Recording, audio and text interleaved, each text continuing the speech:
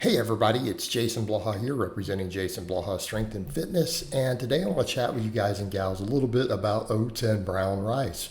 But a quick reminder, if you guys will please click like down below, be greatly appreciated. If you're not subscribed or following, please do so. And if you'll be kind enough to drop a comment down below, I'd appreciate it so much.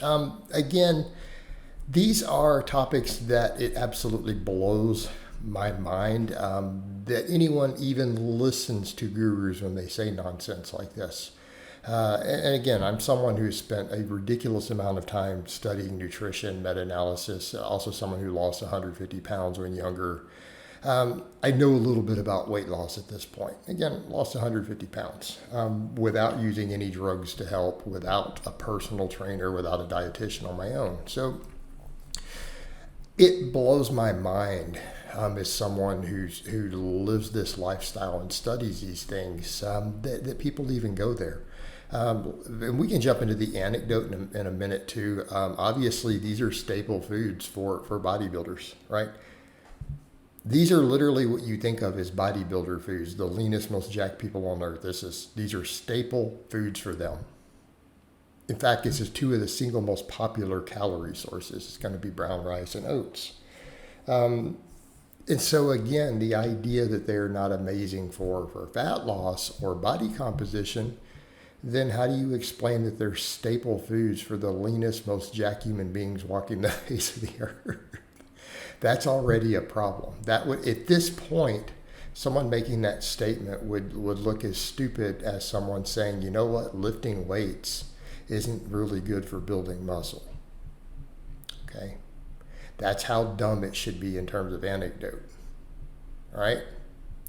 Now, that aside, people bring up all this different nonsense like anti-nutrients or problems with fiber, and it's like, okay, you can have hypothetical things that you think are a problem, but where's your data? In other words, if the anti-nutrients in oats or brown rice were creating health problems, then on average, the people who consume more of them would have higher health problems than average. Okay, does everyone understand this? Right? And you can't look for hypothetical pathways from a single food and say, aha, I found one possible pathway, because you can find that for every food on the face of the earth. Just to be clear, including water. All right? That is not how you look at something. You look at it and say, okay, what are the total positives and negatives in the body? Because everything that you could put into your body has the potential for certain negative effects, particularly in certain intakes.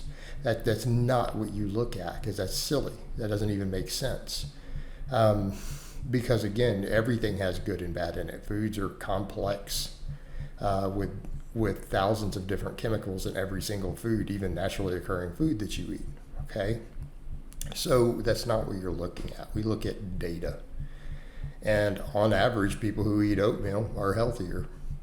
Okay? People who eat more oats are healthier than people who eat less oats.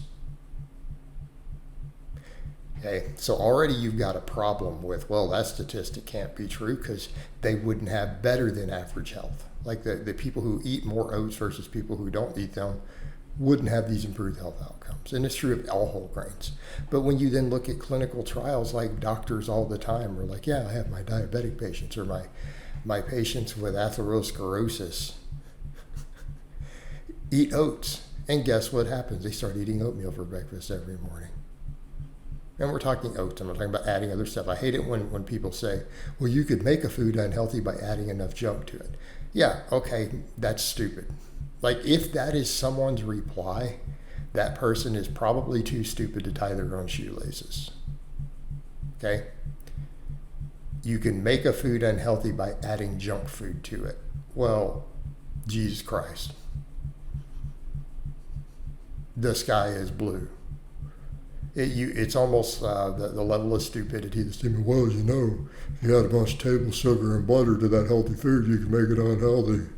Well, yeah, if you add rat poison to it, you could make it unhealthy too, you dumbass. All right, next. But the oats are not unhealthy. All right, now that being said, it improves all these things. It improves glycemic control, insulin sensitivity, lowers inflammation, improves lipid profiles. Doctors see it firsthand all the time in their patients. Cardiologists see it all the time in their patients. And it matches exactly what you see in the controlled studies and the epidemiology studies. Oats is actually a superior carbohydrate source.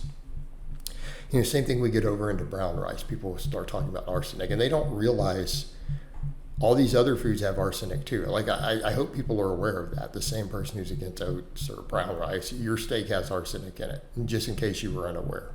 Your drinking water has arsenic in it. Your broccoli has arsenic. Okay? Let us be clear. This is in everything that you eat. So you're looking at quantities.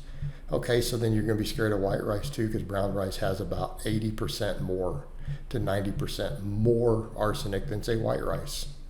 Okay, and if you're not having problems from it, so let's come back over to, do populations of people who eat lots of brown rice, are they healthier? Yes, every single time. Are there any cases of healthy men anywhere getting arsenic problems as a result of eating brown rice? No. You can't say the same for tuna with the mercury. Been plenty of diagnosed cases of that. All right, again, what does the research show? People who eat more brown rice are healthier.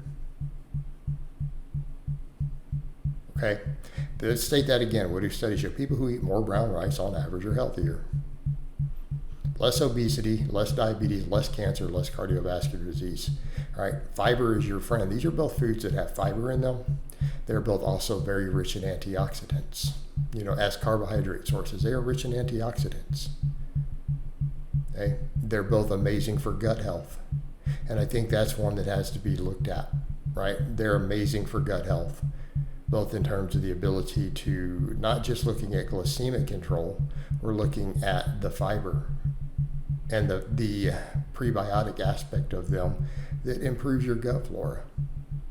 Like, these are some of the healthiest foods that you can possibly eat. And no, it's not about selling cereals, it's about selling the actual foods. Again, I'm not over here advocating people eat a bunch of refined cereals. Okay? But these foods are healthy. The real world shows it. Okay? In terms of the athletes and bodybuilders who eat these things are being in great body composition.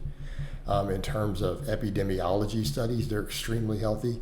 In individual case studies for doctors who have their patients eat more of them, health markers improve. And controlled clinical trials, these are very, very healthy foods. So anyone who's telling you not to eat these things is a complete shill, con man, fraud. And that is the only way to describe them.